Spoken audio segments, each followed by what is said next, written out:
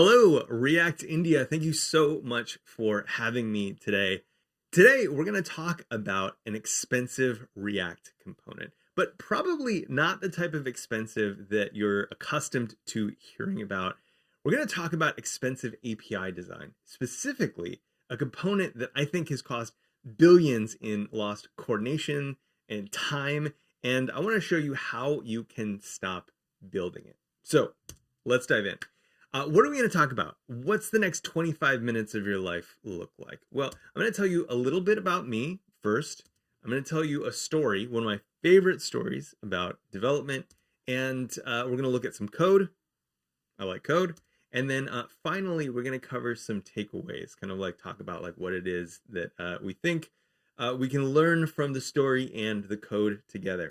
So first, a little bit about who I am. My name is Michael Chan. I go by Chantastic most places on the internet. I've been doing some form of design infrastructure for the last 12 years and have been acting as a front-end architect for the last 4. I'm also the host of a show called React Podcast. It's been on hiatus for a year, but we're going to be starting up again soon. I'm part of the React working group to get React 18 working and just really get a nice migration path for y'all going. And then I'm building this community at Lunch Dev. You can find it at chan.dev/discord. And I've recently joined Chromatic to improve the UX of the web. You might know Chromatic for Storybook, the open source product that we support. And if you want to work with me and the awesome team over there, you should visit chan.dev/chromatic. Finally, one other housekeeping thing. If you want to follow along with any of the slides or notes or whatever about this talk, I'll have those up at chan.dev/. So why am I here? Well, that story started kind of a while ago. I gave a talk about, I think, 3 years ago now called Hot Garbage, Clean Code is Dead. If you like this talk, you'll probably like that one as well. If you hate this talk, then you'll probably hate that one as well. That talk was about me kind of wrestling with my sense of belonging and overcoming imposter syndrome and working with my own personal demons. And that talk acknowledges at the end of it that, maybe there's more than just my demons to confront. And unfortunately, I had to cut out a lot of the code part from that. And this is kind of like a follow-up to that talk where we talk specifically about code and why coordination is costly. So that's going to be the main crux of today's talk. Specifically, we'll talk about the discipline of component API design. Now, let's dive into a story. This is one of my favorite stories that's kind of incidentally about development. So let's dive into it. The book is called The Lady Who Put Salt in Her Coffee. But it's super old-timey and distractingly gendered, which makes me feel uncomfortable sharing it. So with that and the desire not to violate any copyright laws, I've decided to kind of make my own version and interpretation of this story called The Personified Cat That Put Salt in Its Coffee. And we'll use emojis to kind of carry on the arc of this story. So it starts with a cat, and it's making its morning cup of coffee. And right about the time that it's about to put the cream in, it realizes, you know what? I didn't put sugar in my coffee. I put salt in my coffee instead. So it consults with all of its kittens. They gather around to try to figure out what they can do to salvage this cup of coffee that has been salted instead of sugared. Well, the kitten that went to college, presumably the smartest of the bunch, raises its paw because it has an idea. It says, I went to college, I'm a very smart kitten, and coffee is just chemistry, so we should consult a chemist. Of course, the kitten had gone to college, that's true, and they all assumed it was very smart, so they agreed, why not? Let's consult a chemist. So they found a nearby chemist. Unfortunately, this chemist was not a very good chemist. They had spent the majority of their career trying to turn items into gold. They're a very greedy chemist. But all they'd accomplished up to this point was turning gold into almost gold. So not great, very great. Now, at first, the chemist said no. They knew that this was an impossible task, and they were very dedicated to their the task at hand of turning things into gold. But these cats were very aristocratic, and they had plenty of gold to share. So they said, "Well, we have gold. Does that change the equation?" And of course, it did. The greedy chemist then says, "Yes." So the chemist does a lot of science to this coffee. It takes all of the things that it knows about chemistry and tries to manipulate this coffee to not taste like salt anymore. And in that, it succeeded. It succeeded to take the salty coffee and make it not taste like salt, but it also made it not taste like coffee anymore either. Of course, the chemist is actually fine without this outcome and demands its payment in gold, and then they leave. So the cat, still sad, trying to figure out how to salvage this cup of coffee that has now been salted and done science to, consults with the kittens again. The educated kitten of them speaks up again and says, "I have a brilliant idea. Let's consult an herbologist." So they consult an herbologist. Now, unlike the chemist, the herbologist didn't care about money. They were prideful and felt misunderstood in their endeavor. They had a great interest in sharing their passion and evangelizing the discipline that they have come to love. The herbologist went to task and committed lots of exotic herbs to this cup of coffee, plants the family, even in all of their privilege, had never heard of. Now, when the herbologist was through, they had a cup of coffee that didn't taste like coffee, it didn't taste like salt, it just tasted disgusting.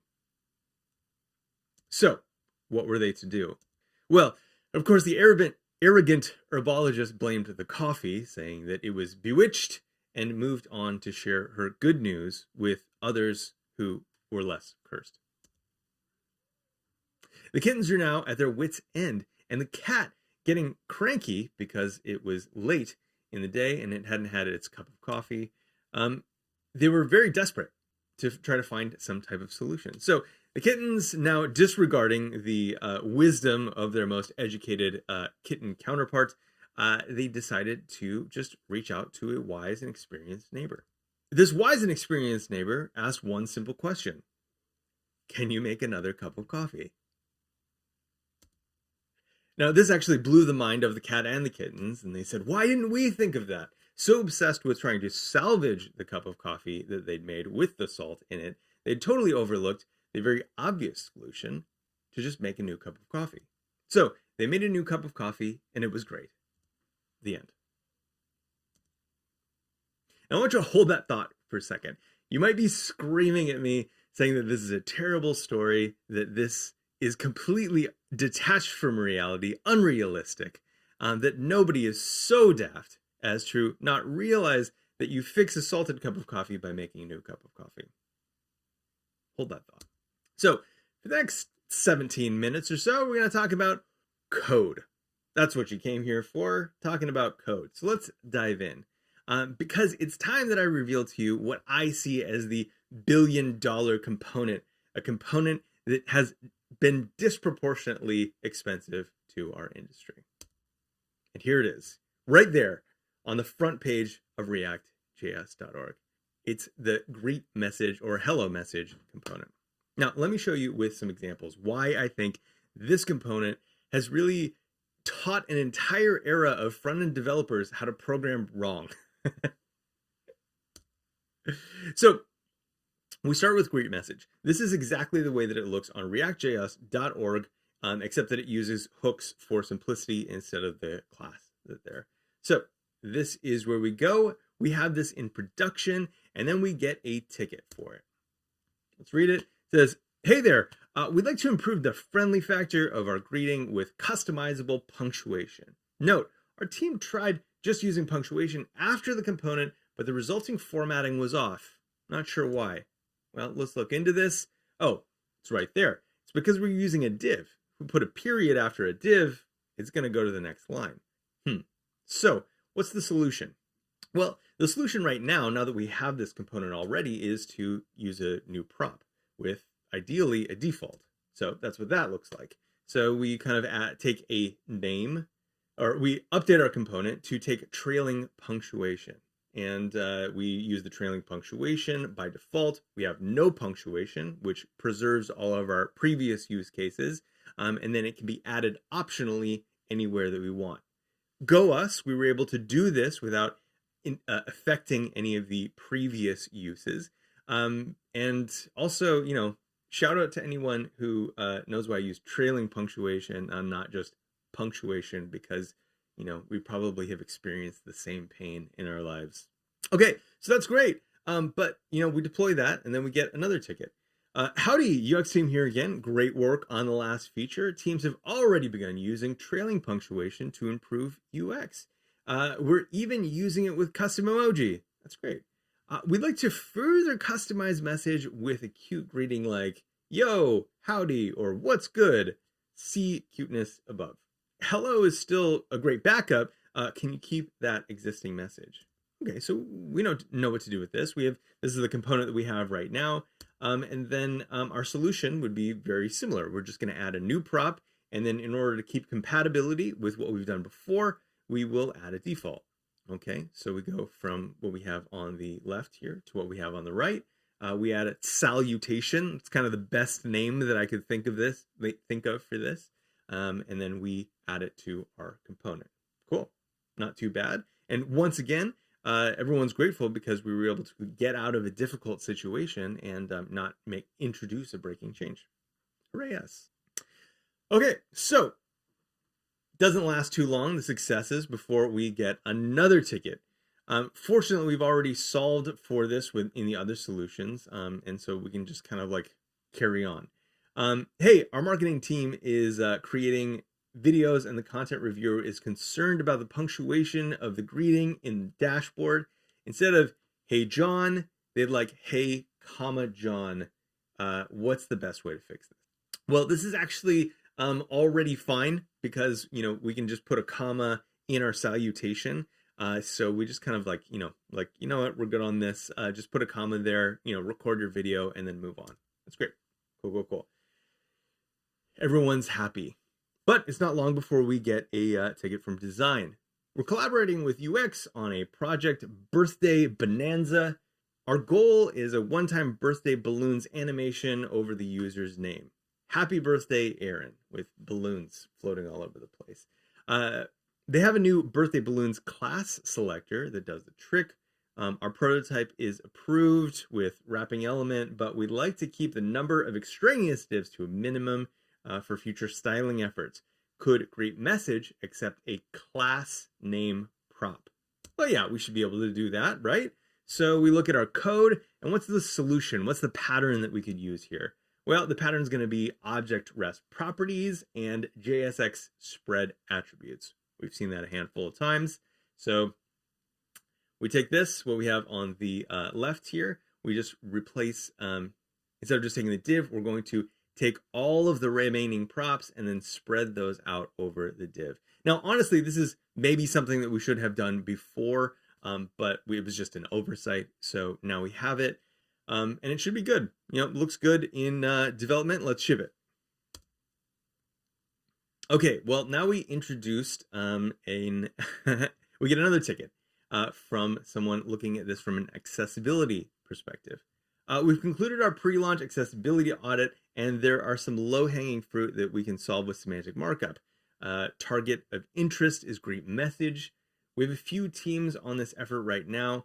Should we move away from that component or can we adapt it to different markup?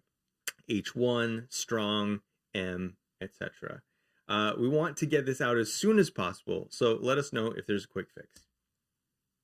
So we look at our code, and then what kind of pattern could we use to solve this? Well, the pattern that we'll use is a component prop, also known as prop or a polymorphic as prop. This has so many names at this point because it is used in so many libraries everywhere. A big styling thing that people use. So as we look at this, this is the right answer to this. But how do we do it in a way that we kind of preserve all of the existing code? No problem. We go in here, we look at our code, we say, okay, so we want to change out the div. We're going to take an as prop. We do some funky JavaScript to make sure that it has the right capitalization to trigger the heuristics for JSX. It's going to be, a div by default, but anything that gets passed in here as a prop is going to take precedence, and hooray, we did it. And we didn't introduce any breakages, or so we thought. So here we are. We're seeing layout issues in several places where greet message is used. Can you help us diagnose this? There are cross-team efforts to unify styling practices across the product suite. It's a mess right now, but I hear everything's going to be amazing once everything is converted. So we'll circle back to that later. How many times have you heard that?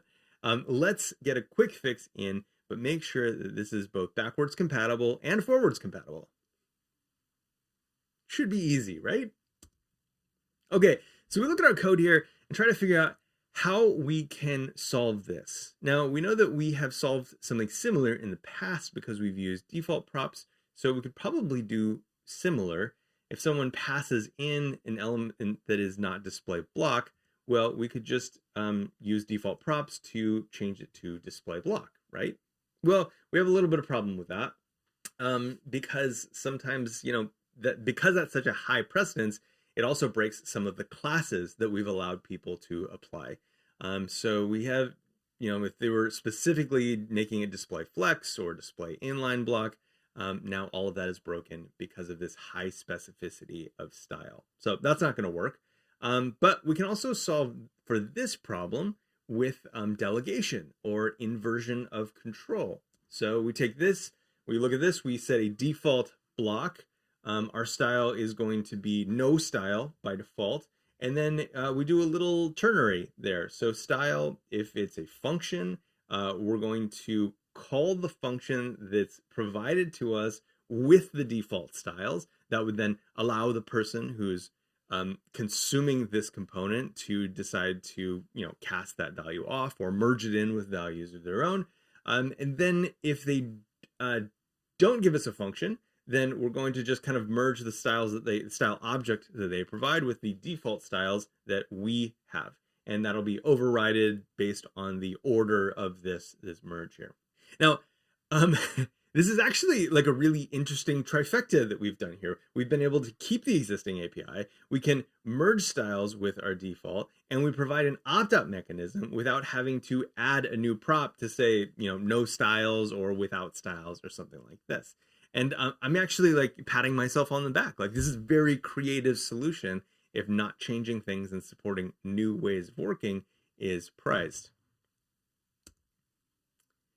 So, final issue that we're going to cover is we have another request. This is from our friends doing an internationalization effort. So what do they have to say? We're almost over the finish line. One of the our biggest customers is overseas. We've been kicking the can down the road with greetings for a while, but we need to support right to left in our dashboard messaging. Think we can get this new internationalized message onto staging this week? Okay, so we think about this, and what would be the best solution for this? Well, in my estimation, it would be a function that takes the name and is able to internationalize the message based on the name and environment. Now, this, in reality, this function would probably take, a function for actually internationalizing that local to the environment, but I didn't want the code highlighting to be all funky. So it would usually take like 2 arguments or something like that. And this is great. This is awesome. We've made a component that is really ultimately flexible and reusable and extensible in ways that we didn't anticipate that we would need before we started. But I can't help but remember our kittens when I'm looking at this component. Specifically, I can't help but wonder if we're being the clever kitten who had all of these ideas, these academic ideas for how we can continue to add things to this component instead of just kind of rethinking about what this component needed to be in the first place. We had the chemist who added and added, but didn't really fix the problem, just made it taste different. We also have the herbologist who added, but didn't fix the problem. They only made the coffee intolerable. But what was it that the wise neighbor kitten said to do? Maybe we should just start over. Maybe what we needed all along in an attempt to salvage our mistake was just to be honest and not continue to double down on our solution. What if the components that we've made are the ones with the salt and the chemicals and the herbs in them? And all along, we've been wanting the clarity and convenience of this thing that we've kind of left in the dust, which is just a function. And I'm making this cup of this cup realizing that like I never actually needed props and I didn't need a component, and everything we've done only served to negate the inconvenient effects of encapsulation. So with our remaining 5 or so minutes, I do want to talk about a handful of takeaways, and how as React developers, there's a failing in our programming that needs to be fixed or addressed. So I don't have some big solution, but I do want to throw an error and raise a question that you can add to your arsenal as you're developing components and extensible APIs. I believe that this is broken. It's not the hello world of React. And this thinking is costing us way too much. This component, this tiny, subversive, too insignificant to be questioned component has really infected the way that we think about JavaScript markup and composition in React. And it has a cost, and it's cost our industry so much to work around. And so I want to throw an error, but like, what are some of the reasons that we don't throw the error? Why we don't ask the questions that may allow us to get beyond just adding and adding and adding and adding to double down on props in React? So I asked around on Discord and on Twitter, and I asked for reasons that people don't raise this question more often. So here are a few of them. Well, I'm just doing what the linter tells me. It's safer that way. Refactoring is an acceptable form of procrastination. Demonstrating mastery of the patterns proves I'm competent. The tech lead wrote a blog post on a pattern and won't merge a PR without it. More complexity makes me feel more clever. Fast fixes are rewarded and slow solutions aren't. I don't get paid for more collaboration. The energy required to reframe the scope of a problem is a lot more energy than it takes to push a patch. I'm an engineer, not a manager. If I can't fix it, no matter how hacky, why wouldn't I? Dry dogma. Criteria comes down, it doesn't go up. Now, the interesting thing is that these are all problems in communication, not code. And I think that one of the problems that we experience is that we want people to see us as the smart little collegiate kitten, the one who had all of these brilliant academic ideas on how to solve the problem with code. There was really a problem with our communication and understanding the problems that we're trying to solve in the first place. And through this process, we've just served to make our components worse and worse and harder to use over time. Now, the rise of components has forced us closer and closer together than we've ever been in the past. And it has become like really difficult to work in this space where like design and UX and accessibility and front-end development are all colliding together for the first time. And I believe this problem is costing you, it's costing me, it's costing the companies that we work for and the companies that we support. Honestly, the only people that I think benefit from this complexity are consultants and educators. So we need to start asking a better question. Is the work we're doing the work that needs to be done? Does your company need the world's most composable, polymorphic, extensible, and customizable multi-billion-dollar button component? Or could a button with a class selector or two do? Driving it home for React devs, are props and components the right tool for the job when we have children and functions? The basic building blocks that we've already had in HTML and JavaScript for as long as the web has been around? This is the question that I want you to start asking so that you can stop making and remaking the most expensive component in the world. Thank you so much for listening. Thanks for your time. I hope that you enjoyed this talk. I'm Chantastic. Have an awesome conference.